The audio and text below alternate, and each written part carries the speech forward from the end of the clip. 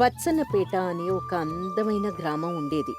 ఆ గ్రామంలో దాదాపు ఒక 1000 మంది జీవిస్తూ ఉండేవారు. ఆ గ్రామంలో ప్రతి ఇంటికి ఒక కథ ఉంది. ఆ కథలో ఓ విలువ దాగి ఉంటుంది. ఆ ఊర్లో సాంబయ్య ఒక చిన్న వ్యాపారి. గ్రామంలో అందరికీ తెలిసిన వ్యక్తి. కానీ స్వార్థం ఎక్కువ. ఒకరోజు అయ్యా, ఆకలేస్తుందయ్యా. అన్నం తిని 2 రోజులైంది. ఏమన్నా ఉంటే పెట్టండయ్యా. అన్నం లేదు, ఏం లేదు, పక్కకెళ్ళు. అలా అంటారేంటయ్యా? మీలాంటి వాళ్ళు సాయం చేస్తేనే కదయ్యా మా బోటి వాళ్ళు బతికేది. పెట్టడానికి ఏం లేదు, వెళ్ళమన్నానా? సద్దన్నమైనా పెట్టండయ్యా. ఏం లేదు, ముందిక్కడి నుంచి వెళ్ళమన్నానా? అని సాంబయ్య గట్టిగా అరవగానే బిచ్చగాడు అక్కడి నుంచి వెళ్ళిపోతాడు. ఇంతలో లోపల నుంచి అతని భార్య కాంతం వచ్చి, అబ్బబ్బా, ఏంటయ్యా పొద్దు పొద్దునే గొడవ? ఎవరి మీద అలా విరుచుకు పడుతున్నావు? ఎవరో అడుక్కునేవాళ్లేవే. రోడ్డున పోయేవాళ్లతో గొడవ పడకపోతే అతనికేం కావాలో ఇచ్చి పంపించొచ్చుగా. ఏంటే ఇచ్చేది? ఆ? ఇవ్వడానికి మనమేం ధర్మాత్ములం కాదు. నా దగ్గర అంత ఆస్తి లేదు. ఇది మరీ బావుంది. రాత్రి మిగిలిపోయిన సద్దన్నం పెట్టడానికి కూడా ఆస్తి కావాలా ఏంటి? ఆ సద్దన్నం ఏదో మనమే తినేద్దాం. మన పొట్ట నిండితే చాలే. పక్క వాళ్ళ గురించి మనమేం ఆలోచించాల్సిన అవసరం లేదు. ఊర్లో అందరికీ నువ్వు తెలుసు. కాస్తో కూస్తో పలుకుబడి ఉన్న మనిషివి. నువ్వే ఇలా మాట్లాడితే ఎట్టాగయ్యా? చాలే, చెప్పొచ్చింది పెద్ద. ముందు ఇంట్లోకెళ్ళి పని చూసుకోపో నువ్వు. ఏంటో ఈ మనిషి ఎప్పటికి మారుతాడో ఏమో అనుకుంటూ కాంతన్ లోపలికి వెళ్ళిపోతుంది. రోజులు గడుస్తూ ఉంటాయి. సాంబయ్య మాత్రం కష్టం లేకుండా, శ్రమించకుండా బతకాలని ఎప్పుడూ తప్పించేవాడు. కాని దొరికిన అవకాశాన్ని వదులుకోడు.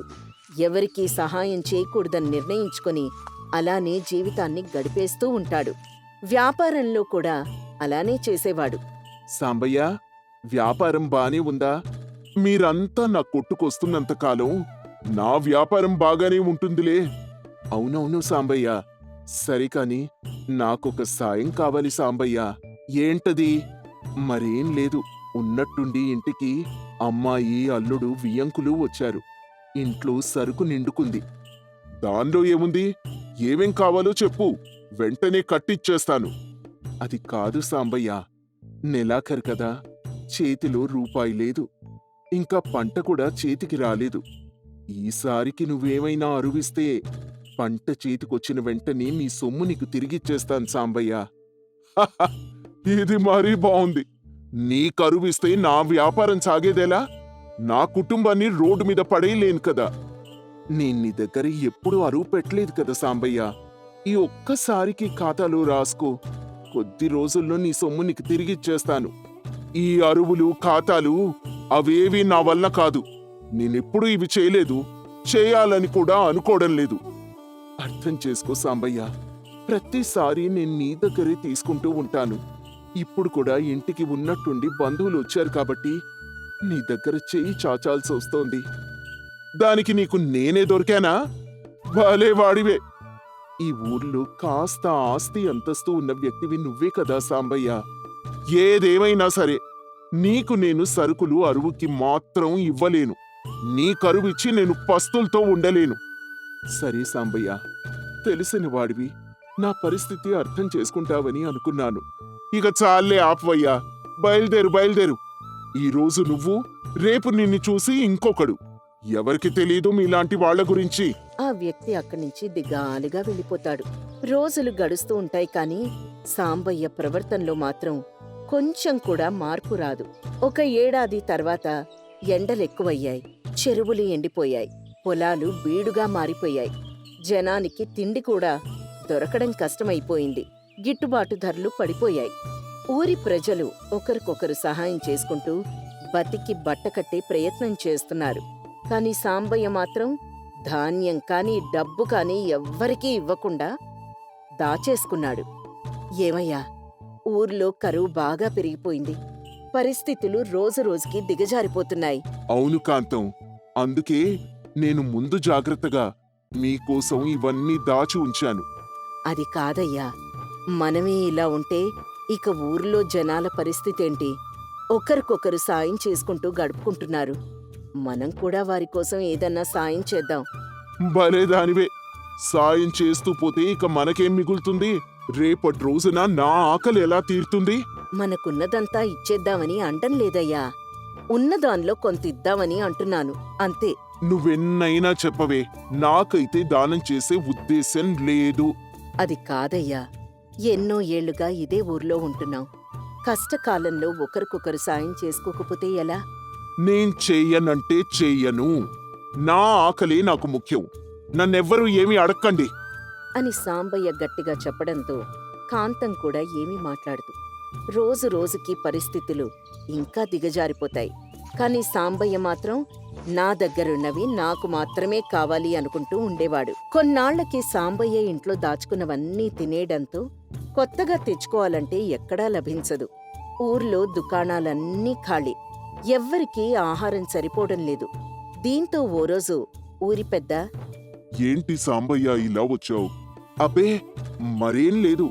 ఊర్లో పరిస్థితులు ఎలా ఉన్నాయా అని. ఏం చెప్పమంటావులే సాంబయ్య, మన ఊరికి గడ్డు కాలం నడుస్తోంది. అందరూ ఆకలి బాధలతో రోడ్డున పడుతున్నారు. ఏదో ఒకరికొకరు సాయం చేసుకుంటూ కాలం వెళ్ళబుచ్చుతున్నారు. ఆ అంతే అంతే.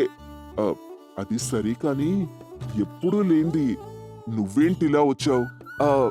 అదేనండి, ఊరి పరిస్థితి ఎలా ఉందో తెలుసుకుందామని.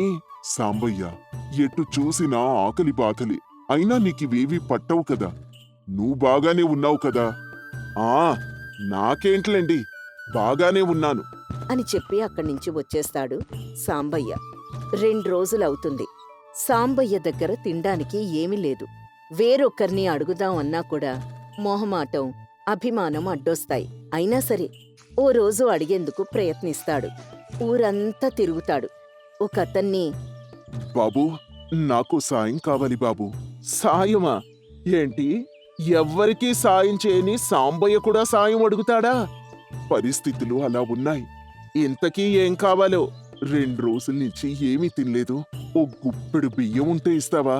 ఇప్పుడు నీకు గుప్పెడు బియ్యం ఇవ్వాలా? ఏం మాట్లాడుతున్నావు? మాకే తినడానికి తిండి లేదు.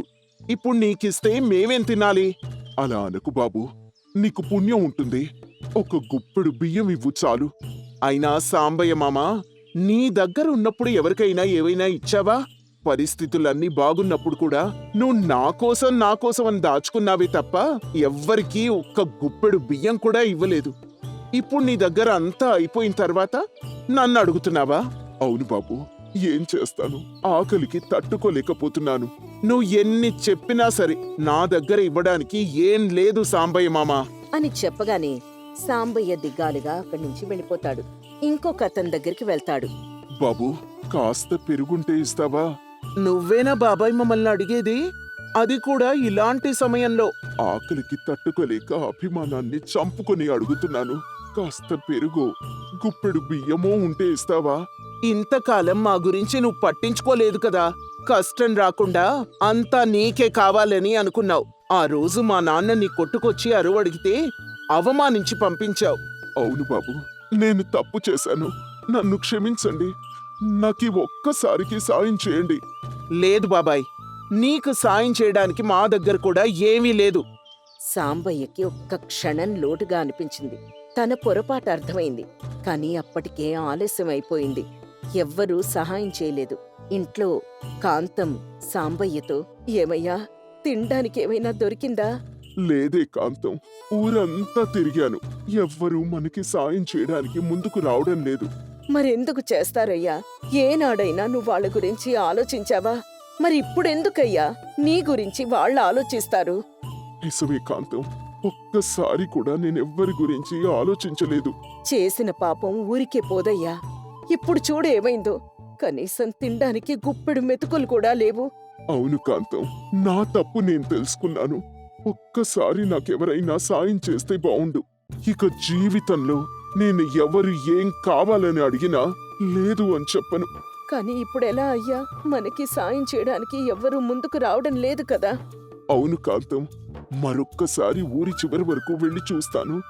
అక్కడైనా ఏదైనా సాయం దొరుకుతుందేమో చూసొస్తానుండు అని సాంబయ్య బయటికి వెళ్తాడు. ఒంట్లో ఓపిక అయిపోతుంది. నడవలేని స్థితికి వస్తాడు. ఎక్కడో ఊరి చివర్న ఓ పెద్దాయన దగ్గరికి వెళ్తాడు. తాత తాత ఓ గుక్కెడు నీళ్లుంటే ఇస్తావా? సరే సాంబయ్య, ఇదిగో తీసుకో. ఏమైంది? 4 రోజుల నుంచి తినడానికి ఏమీ లేదు తాత. ఊరిలో ఎవరూ నాకు సాయం చేయడం లేదు. అందుకే తినడానికి ఏమైనా దొరుకుతుందేమో అని ఇలా వచ్చాను. అవునా? అయ్యో, సరే ఉండు, ఇప్పుడే వస్తాను. అని తాత లోపలికి వెళ్లి అన్నం కలుపుకొని తీసుకొనొస్తాడు.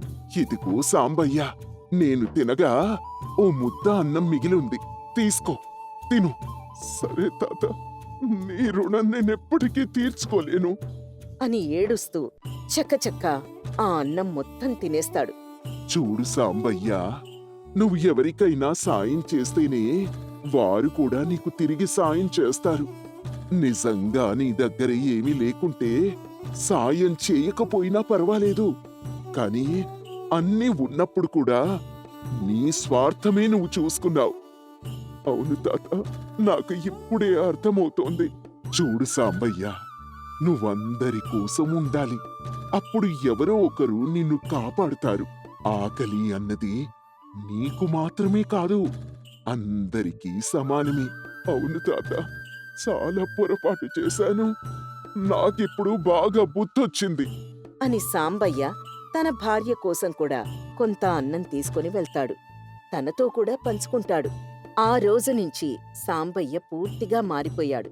తన దగ్గర ఏమాత్రం డబ్బున్నా కూడా ఎవరైనా ఆకలితో ఉన్నారంటే ముందుగా పంచిపెట్టేవాడు. అప్పట్నుంచి ఊర్లో అతని పట్ల అందరికీ గౌరవం పెరుగుతుంది. ఆకలి అన్ని బంధాలను చెరిపేస్తుంది, కాని పంచుకోవడం ఆ బంధాలను మరింత బలపరుస్తుందని సాంబయ్య అర్థం చేసుకుంటాడు. రామచంద్రపురం అనే గ్రామంలో రాజన్న, సీతమ్మ అనే భార్యాభర్తలుండేవారు. వాళ్ళకి లోకజ్ఞానం లేదు, చదువుకోలేదు. కాయ కష్టం చేసుకుని వాళ్ల కాళ్ల మీద వాళ్ళు నిలబడి బతుకుతూ ఉంటారు. వాళ్ల కొడుకు పేరు ప్రశాంత్.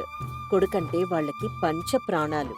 వాళ్లకున్నదంతా ఒకటే ఆశ, కొడుక్కి మంచి చదువు చెప్పించి మంచి జీవితం ఇవ్వాలన్నదే ఆ ఆశ. సీత, సీత, ఏమి సమయం అవ్వస్తోంది, వంట అయిందా? ఆ అవుతుందయ్యా, ఎందుకంత కంగారు? కంగారంటావేంటి? బాబు బడికి పోయే యాలైంది, ఇంకా వంట కాకపోతే ఎట్లా? ఆలస్యమైతే పొరుగురికెళ్లి బస్సు బయలుదేరుతుంది. అప్పుడు బడికెలా చేరుకుంటాడు? అయ్యో నాన్న, అది బడి కాదు, కళాశాల. ఏదో ఒకట్లేరా అయ్యా. ఇదిగో ఈ డబ్బులు తీసుకొని వెళ్ళేటప్పుడు బాబాయ్ హోటల్లో టిఫిన్ చేసి వెళ్ళు.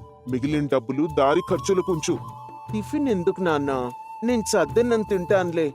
టిఫిన్ ఎందుకంటావేంటి ప్రశాంతు? అయినా చద్దన్నం తింటానికి నేను మీ అమ్మ ఉన్నాం కదా. నువ్వెళ్ళి బాబాయ్ హోటల్లో టిఫిన్ చేసి బడికి వెళ్ళు. మధ్యాహ్నం భోజనానికి అమ్మ తయారు చేస్తుంది, భోజనం పట్టుకుని వెళ్ళు. భోజనం తయారు చేసి డబ్బాలోకి పెట్టాను బాబు. భోజనం అయ్యాక కొంచెం మజ్జిగ తాగు, లేదంటే వేడి చేస్తుంది. మజ్జిగ కూడా వేరేగా పెట్టాను. సరే అమ్మా. నాన్న వెళ్ళొస్తాను. అమ్మా వెళ్ళొస్తాను. సరే బాబు, జాగ్రత్త. సీత, ఇలా వచ్చి సద్దన్నం పెట్టు. ఈ రోజు మహేంద్ర గారి పొలం పనికి కూలీలు కావాలంటే ఒప్పుకున్నాను. తినేసి వెళ్దాం పదా. అదేంటయ్యా, రాయుడు గారి పొలం పనికి ఒప్పుకున్నాం కదా, ఇప్పుడు మహేంద్ర గారి పొలం పని అంటున్నావు? రాయుడు గారి గుమాస్తా కొద్దిగా తక్కువ డబ్బిస్తున్నాడే. పైగా రోజువారి కూలీ అడిగిన ప్రతిసారి వాయిదాలు వేసుకుంటూ వస్తున్నాడు. నిన్ననే మహేంద్ర గారి గుమాస్తాతో మాట్లాడాను. 10 రూపాయలు ఎక్కువ ఇస్తాడంట. ఇలా రూపాయి దాస్తేనే కదా మన బాబు చదువుకి ఉపయోగపడుతుంది. నీ ఇష్టమయ్యా, తొందరగా సద్దన్నం తినేసేయ్, పనిలోకి వెళ్దాం. రాజన్న, సీతమ్మలు సాయంత్రం అయ్యేసరికి పొలం పని నుండి తిరిగి వస్తారు. అలసిపోయిన రాజన్న సీతమ్మకు ప్రశాంత్ మంచినీళ్ళిస్తాడు. వచ్చేశావా బాబూ? డబ్బాలో పెట్టిన భోజనమంతా తిన్నావా, లేదా వదిలేశావా? సరిగ్గా తినక చూడు, ఎట్టా చిక్కిపోతున్నావు. వయసులో ఉన్న పిల్లలు కాస్తంత ఎక్కువ తినాల్రా. లేదమ్మా, పూర్తిగా తిన్నాను. నాన్న, రేపట్నుంచి నేను కూడా మీతో కూలీ పనికొస్తాను. అదేంటి ప్రశాంత్ అలా అంటున్నావు? ఇప్పుడు నువ్వు కూలీ పనిచేసి కష్టపడాల్సిన అవసరం ఏమొచ్చింది? లేదు నాన్న, మీరు నా కోసం ఇలా కష్టపడ్డం నాకేం నచ్చటం లేదు. నేను కూలి పని చేసి మిమ్మల్ని చూసుకుంటాను. బాబాబు, అంత మాట అనకరా. నువ్వు కష్టపడటం మేము చూడలేము. లేదమ్మా, మీరు కష్టపడటం నేను చూడలేకపోతున్నాను.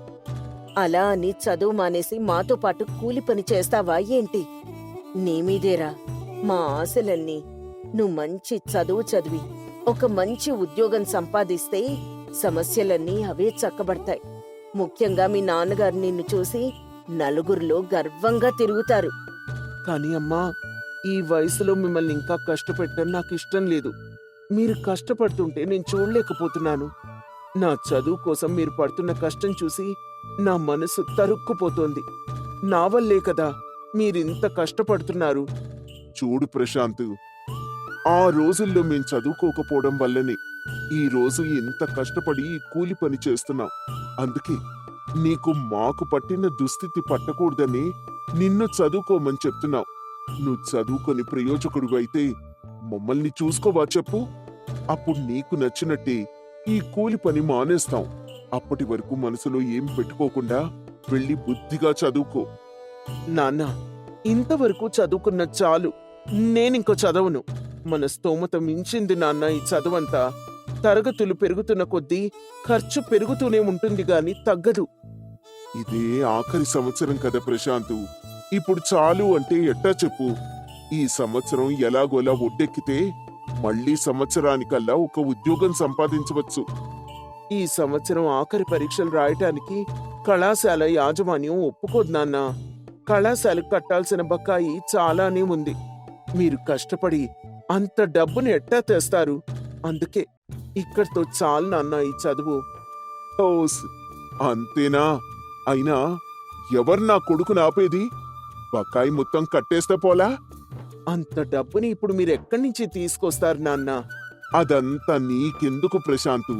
మనసులో ఏమీ పెట్టుకోకుండా ముందు పరీక్షల మీద శ్రద్ధ పెట్టు. ఆ బకాయి సంగతి నేను చూసుకుంటానులేరా. అది కాదు నాన్న. రే, నువ్వింకేం చెప్పకు. భోజనానికి వేళయింది, తినేసి వెళ్ళి పడుకోపో అని రాజన్న చెప్పేసరికి ప్రశాంత్ భోజనం చేసి లోపలికి వెళ్ళిపోతాడు. కట్టాల్సిన బకాయి కోసం ఆలోచిస్తూ రాజన్న, సీతమ్మ ఒకరి ముఖాలొకరు చూసుకుంటారు. కాని ప్రశాంత్ ఇంట్లోనే ఉండడంతో ఆ ప్రస్తావనని అక్కడితో ఆపేస్తారు. మరుసటి రోజు ప్రశాంత్ కళాశాలకు వెళ్ళిపోయిన తర్వాత సీతమ్మ, రాజన్నలు ఇలా మాట్లాడుకుంటారు. కళాశాలకు కట్టవలసిన బకాయి ఇప్పుడు ఉన్నట్టుండి ఎక్కడి నుంచి తీసుకొస్తాను సీత? ఏ మార్గం కనిపించటం లేదు. పోనీ మహేంద్ర గారిని అడుగుదామా అంటే మనల్ని నమ్మి అంత మొత్తం ఇవ్వరని అనుమానంగా ఉంది. పోనీ రాయుడు గారిని అడుగుదామా అయ్యా? రోజువారి కూలీ డబ్బులకే తిప్పలు పెట్టిన మనిషి అంత మొత్తం ఎట్టా ఇస్తారు? అయినా అక్కడ పని కూడా మానేశాం కదా, ఏ ముఖం పెట్టుకుని వెళ్ళి అడుగుతానులే. మరేం చేద్దామంటావయ్యా? చేసేదేముంది? మనకు ఉన్నదంతా ఈ ఇల్లొక్కటే. ఈ ఇంటి పత్రాలు పెట్టి డబ్బు అడుగుదాం. సరైన సమయానికి మనం డబ్బు తిరిగి చెల్లించకపోతే ఇంటిని కూడా జప్తు చేసుకుంటారు కదయ్యా. మనం ఇంకా చేసేదేమైనా ఉందా చెప్పు? అంతా బాగుంటే మళ్ళీ డబ్బులిచ్చి విడిపించుకుందాంలే. ఉన్నట్టుండి అంత డబ్బు ఏ పత్రాలు పెట్టుకోకుండా మనల్ని నమ్మి ఎవరిస్తారు చెప్పు?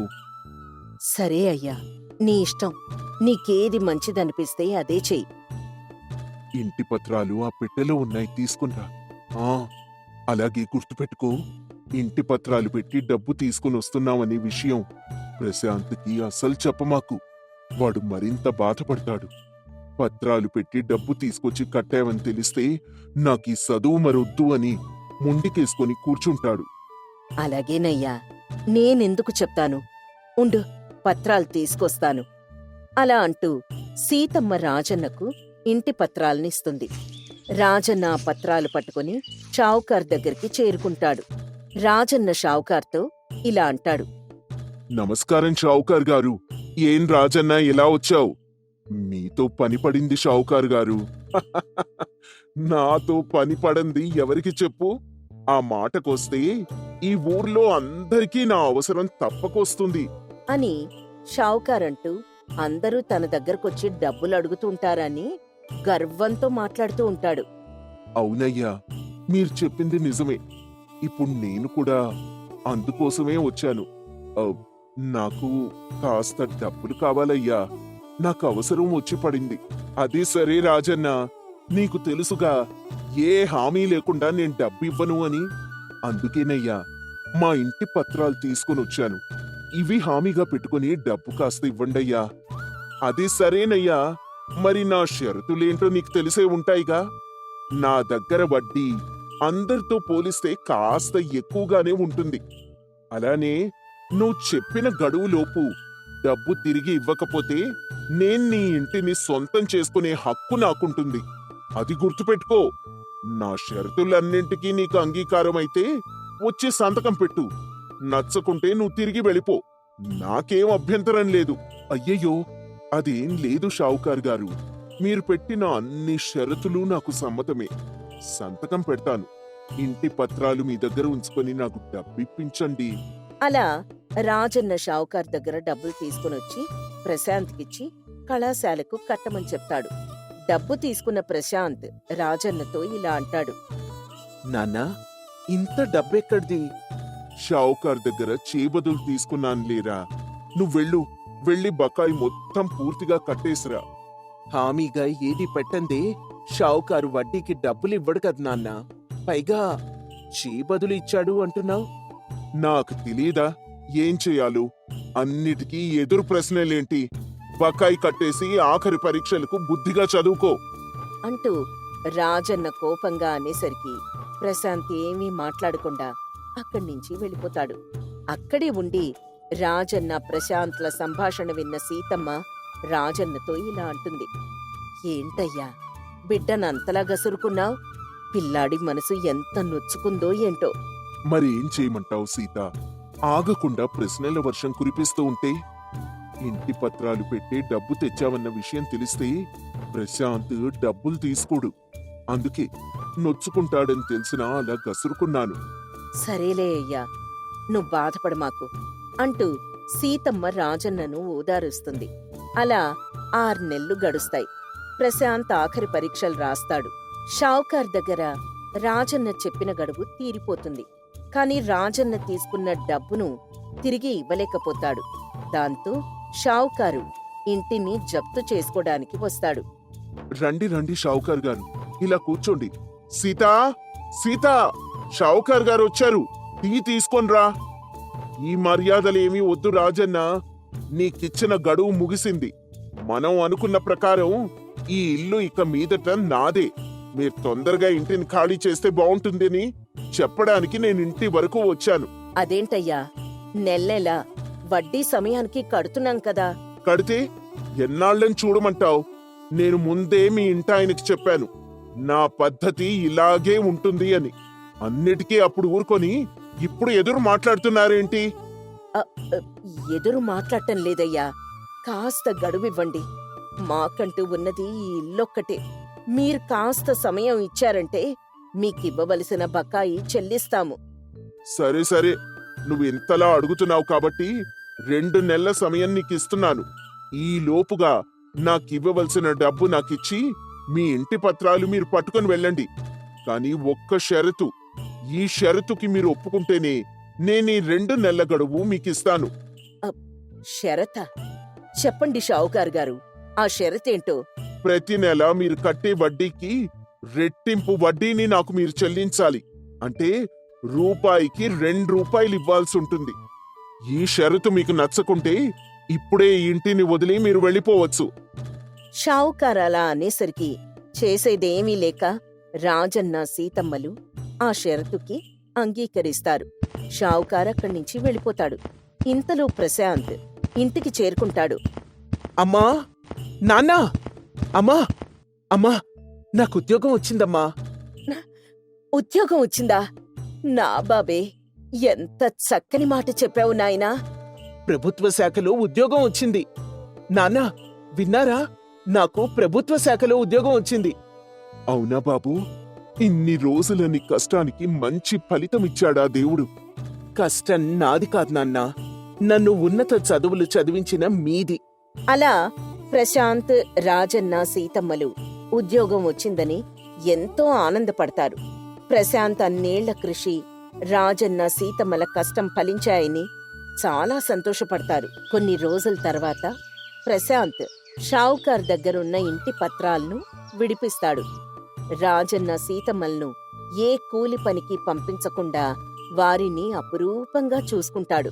అలానే పాఠశాల లేకపోవడం వల్ల పొరుగురు వెళ్లి చదువుకోవాల్సిన పరిస్థితి ఉండటం వలన తాను పడ్డ కష్టం మరెవ్వరూ పడకూడదని, ఏ తల్లిదండ్రులకి అది భారం కాకూడదని ప్రభుత్వం వారితో మాట్లాడి ఆ ఊరికి పాఠశాలను తీసుకొస్తాడు. దాంతో ఊర్లో వారందరూ ప్రశాంత్ని మెచ్చుకుంటారు. సీతమ్మ, రాజన్నలు చాలా ఆనందపడతారు.